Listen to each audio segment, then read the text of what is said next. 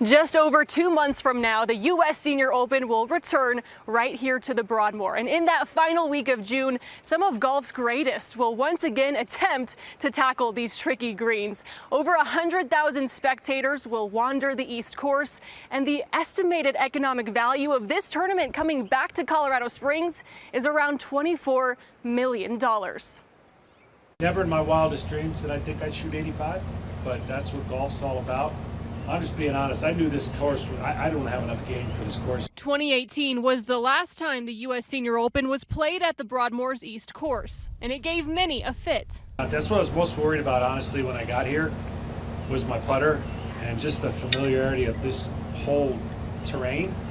And it's about as severe as I've ever played when it comes to the conditions as pristine as it is. Yes, John Smoltz is a Hall of Fame pitcher, but even some of golf's greatest have struggled here. Legend has it the great Jack Nicklaus called these greens the toughest he'd ever played. Dude, obviously the guys want to get used to the altitude here as well, but really I think the biggest test is the greens here at the Broadmoor. Unlike Castle Pines, that added 600 yards in length for the BMW Championship last summer, U.S. Senior Open Championship Director David Fox says the Broadmoor is keeping the East Course mostly as is for this tournament. Day to day, the rough will be up, greens will be a little quicker than usual, and you know, everything breaks away from the shrine up on top of the mountain.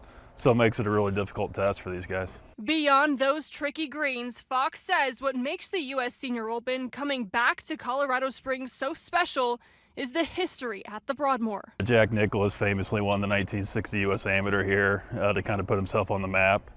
And then Annika Sorensen, like I mentioned, won her first major here as well. This year, spectators can look forward to seeing golf greats like Bernhard Langer and Fred Couples. But there will be a local flair as well. I know Justin Leonard has a residence up in the mountains. David Duvall, I know, is trying to qualify. He lives up in Denver. A lot of eyes beyond the Broadmoor and also Colorado Springs and the surrounding areas. Now guys, next month I get my first chance to play this course and really see how difficult it is. So when that day comes, I'll make sure to report on that for you. But so far, the advice that I've gotten is when you're reading your putt, if you think it's gonna go fast, it's really gonna go twice as fast. That's just how tricky it is out here. And again, everything is gonna run away from the mountain. But that'll do it for sports for now. Adam and Lindsay, back to you guys. Interesting take. All right, Jess, thank you.